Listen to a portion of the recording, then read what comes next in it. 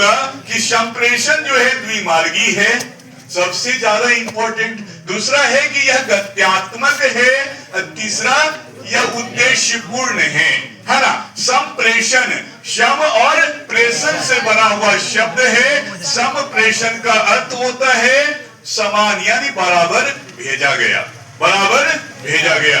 जैसी जिस प्रकार की हमने अभिव्यक्त किया, ठीक उसी प्रकार का क्या आया, रिप्लाई आया। यदि हम प्रश्न करते हैं किसी को, जिस प्रकार प्रश्न करते हैं उत्तर भी वैसा ही आता है, यानी समान रूप से अभिव्यक्त करने का तरीका।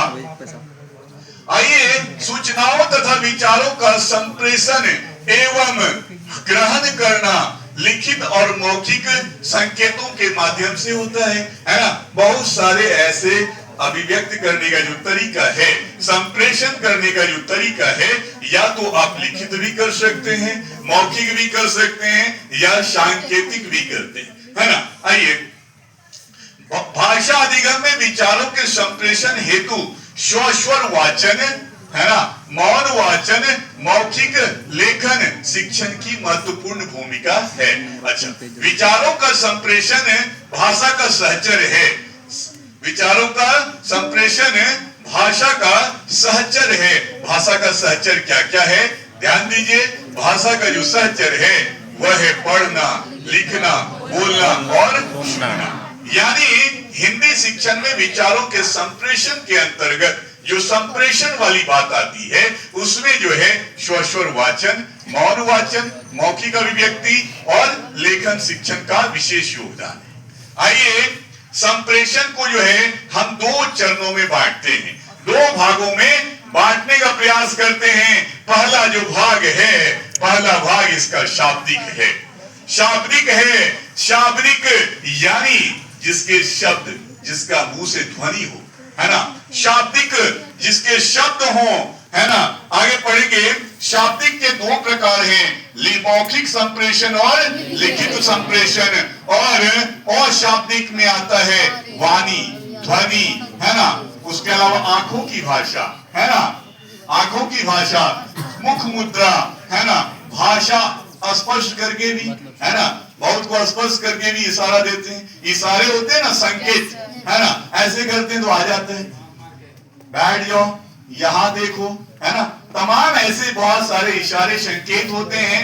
आंखों की भाषा से भी लोग पढ़ लेते हैं शिक्षक गुस्से में है या अच्छे हैं, है ना, खुशहाल हैं। आइए, मुख की मुद्रा, वाणी या ध्वनि संकेत, ये सब के सब जो हैं अशाब्दिक हैं। शाब्दिक और अशाब्दिक दोनों के बारे में एक एक करके आइए पढ़ते हैं। संप्रेषण के प्रकार। आइए, संप्रेषण के मुख्यतः दो प्रकार होते हैं, पहला तो शाब्दिक और दूसरा और शाब्दिक। आइए शाब्दिक में पढ़ते हैं। शाब्दिक संप्रेषण में सदैव भाषा का प्रयोग किया जाता है। शाब्दिक संप्रेषण दो प्रकार के होते हैं, एक तो मौखिक, दूसरा लिखित। पहला मौखिक, दूसरा लिखित। उसी की बात तो हो रही है यहाँ, है ना। आइए, मौखिक संप्रेषण क्या होता है कि वाणी की सहायता, ध्वनि का उच्चारण करते हुए यदि आप अपने भावों को, विचारों को अभिव्यक्त करने का काम कर रहे हैं तो वह हमारा मौखिक संप्रेषण कहलाता है। आज जो अभी हम क्या कर रहे हैं, हम जो आपको पढ़ा रहे हैं, यह क्या कर रहे हैं, विचारों को और आपके विचारों को, ध्वनियों के उच्चारण को, है ना, वाणी की सहायता से हम क्या करें, अभिव्यक्त करने का काम कर रहे हैं ना, तो ये मौखिक है। आइए, यह जो है भाषा में प्रधान एवं सर्वाधिक उपयुक्त होने वाला संप्रेषण है। यानी भाषा में इसकी सबसे ज्यादा प्रधानता है और सबसे ज्यादा उपयुक्त माना जाता है मौखिक संप्रेषण। ये क्वेश्चन आता है ना, क्वेश्चन हमेशा आपको आते रहता है, देखते होंगे कि फलाना क्वेश्चन कौन सा उपयुक्त होगा, है ना। तो उपयुक्त जो होता है, सर्वाधिक उपयुक्त जो है, मैं यही बोलना चाह रहा हूं कि भाषा की जब बात आएगी उसमें सबसे ज्यादा जो उपयुक्त माना जाएगा वह हमारा क्या है, मौखिक संप्रेषण है।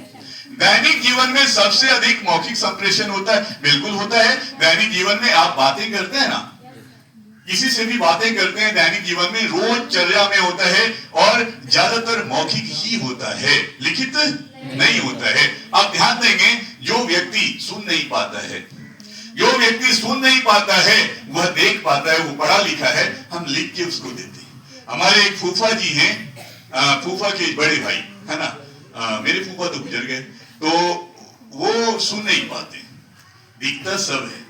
उनको जब भी कुछ किसी को बोलना होता है तो लिख के देते हैं, और सुनना होता है तो कोई लिख के देगा तो वो देख लेंगे, पढ़ लेंगे कौन है। जैसे बहुत दिन हो गया हमको जाने से, लगता है 15 साल पे उनको मैंने देखा है, तो वो पूछे कि कौन है, तो फिर मेरे पिताजी का नाम लिखा गया, उन्हीं का छोटा बेटा है ना। तो ऐसे लिखकर जो उसको संप्रेषित किया गया, बताया गया, तो वह भी एक लिखित रूप है। आइए, इसीलिए ना शिक्षा एक ऐसा चीज है ना, कहते हैं ना शिक्षा वह